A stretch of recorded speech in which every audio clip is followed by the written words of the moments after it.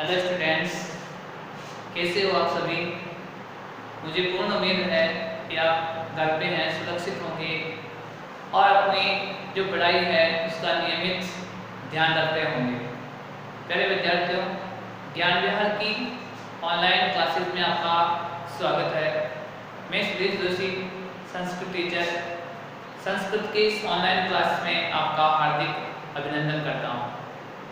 प्यारे विद्यार्थियों, संस्कृत जो विषय है उस संस्कृत विषय के हम व्याकरण भाग को पढ़ रहे हैं और व्याकरण भाग के अंतर्गत हमने सामान्य निर्देशों से लेकर लकार, लकार के बाद में सर्वनाम शब्द और सर्वनाम शब्दों को हम जब आगे बढ़ा रहे हैं तो सर्वनाम शब्दों के अंतर्गत हम पढ़ रहे हैं सर्वनाम शब्दों में ही जो प्रश्नवाचक सर्वनाम होते हैं उन प्रश्नवाचक सर्वनाम, जो प्रश्नवाचक सर्वनाम है जो आपके पाठ्यक्रम के अनुसार आपके बोर्ड एग्जाम में या जो भी एग्जाम है आपके उसमें कम से कम 2 नंबर का प्रश्न इसमें आता है।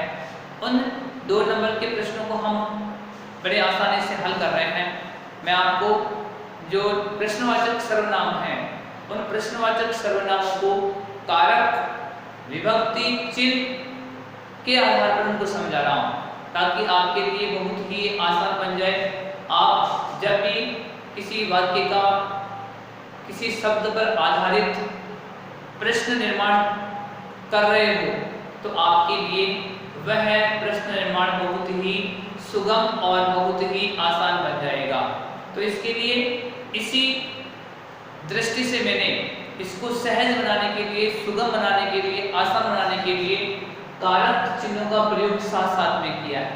मुझे विश्वास है कि लास्ट वीडियो में मैंने आपको बताया था कि आपको इनको अलग से लिखना भी है, याद भी करना है, क्योंकि इन्हीं कारक जो चिन्ह है, ये कारक जो है मैंने सीक्वेंस से कर्म वगैरह इसको लिखाया है, इसी के आधार पर आपकी विभक्ति रहेगी और इन विभक्ति के जरिए ही आप जब सर्वनाम किन शब्दों को समझोगे तो इनके आधार पर आप इनका हिंदी अनुवाद करके उस आधारवाचक शब्द को आधार मानकर उसका हिंदी अर्थ, उसकी विभक्ति को समझकर आप प्रश्न निर्माण कर सकते हो। इसके लिए मैं आपको बताऊंगा कि वाक्य किस प्रकार से इसका आपको प्रश्न निर्माण करना है, कैसे प्रश्नवाचक शब्दों के आधार पर आपको वाक्य निर्माण करना है। ये सब कुछ संपूर्ण जानकारी इस वीडियो के जरिए मैं आपको दूंगा। आइए विद्यार्थियों, लास्ट वीडियो में हमने जो सर्वनाम किन शब्द पढ़े थे वो पुल्लिंग के थे। तीनों लिंगों में हम किन शब्दों को पढ़ेंगे, किस प्रकार से इनके शब्द रूप चलेंगे, ये सब कुछ मैं आपको बताऊंगा। इससे पहले जो लास्ट वीडियो था इसमें मैंने आपको जो सर्वनाम किन शब्द पुल्लिंग थे उनके बारे में जानकारी दी थी।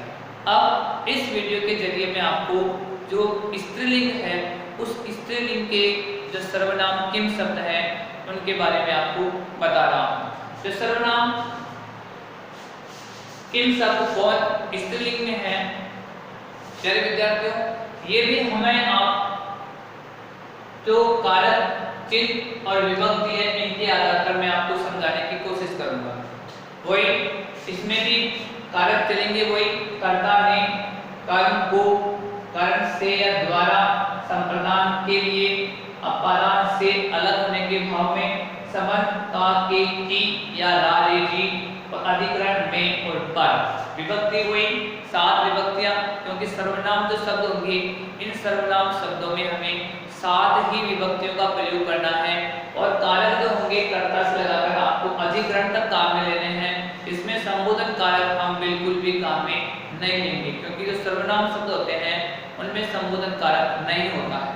तो इसमें विभक्ति प्रथमा, द्वितीया, तृतीया, चतुर्थी, पंचमी, षष्ठी और सप्तमी विभक्ति हमें काम में लेनी है और 7 ही कारक हमने लिए हैं। कर्ता ने कर्म को कर्म से या द्वारा संप्रदान के लिए अपादान से अलग होने के भाव में संबंध का के की या रे जी और अधिकरण में और पर।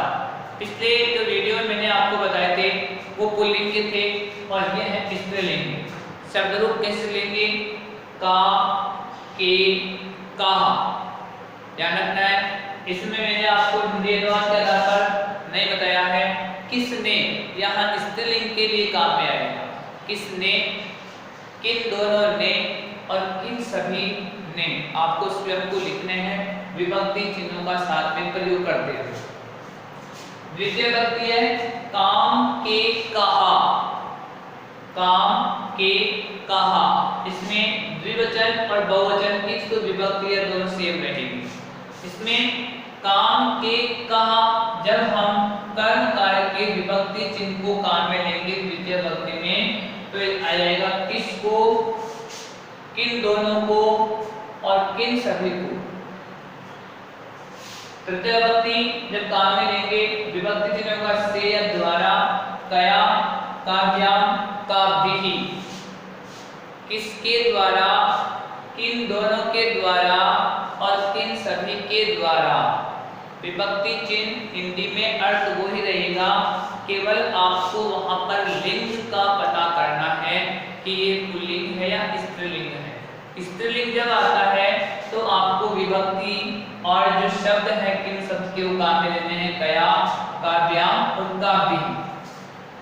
चतुर्थी विभक्ति में जब आएंगे, चतुर्थी विभक्ति में इसका चिन्ह हुआ के लिए और कारक हमारा काम में आएगा संप्रदान।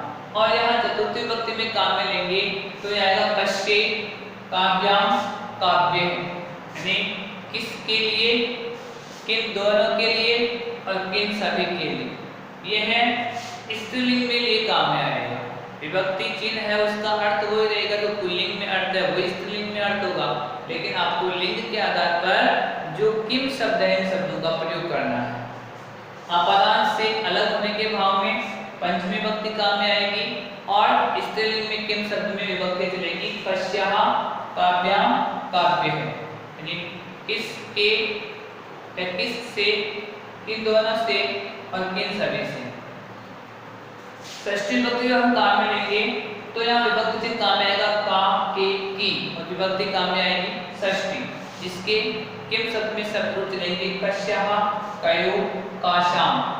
प्यारे विद्यार्थियों, पुल्लिंग में भी कयो कयो होता है, स्त्रीलिंग में भी कयो कयो होता है। यहाँ पर आपको लिंग का प्रयोग करना है। लिंग के प्रयोग के आधार पर आप अपने आप स्वयं समझ जाओगे कि हमें यहाँ पर जो कयो शब्द है स्त्रीलिंग का या पुल्लिंग का काम में लेना है।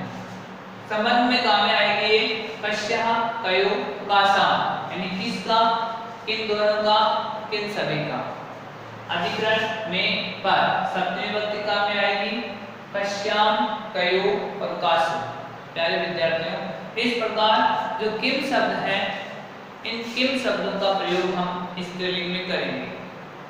यानी पुल्लिंग में मैंने आपको बताया था, लास्ट जो वीडियो था उसमें, इस वीडियो के जरिए मैं आपको स्त्रीलिंग के बता रहा हूँ। शब्द रूप आपको विभक्ति वाइज याद करना है।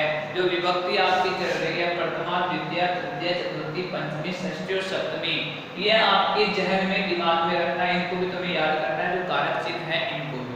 तो इनके साथ साथ में आप कोई सा भी एग्जाम हो, प्रश्न निर्माण के लिए जब आए, प्रश्न निर्माण के लिए आपको जो आधारवाचक शब्द होता है उस आधारवाचक शब्द में लिंग और उसका वचन समझना है, और लिंग और वचन समझने के बाद में उस आधारवाचक शब्द के स्थान पर आपको अगर स्त्रीलिंग और वचन कोई सा भी हो वहां पर आपको किम शब्द का प्रयोग करके उसका प्रश्न निर्माण कर देना है। अब जैसे वाक्य निर्माण के लिए वाक्य के आधार पर मैं इसी के आधार पर आपको एक वाक्य बता रहा हूं। जैसे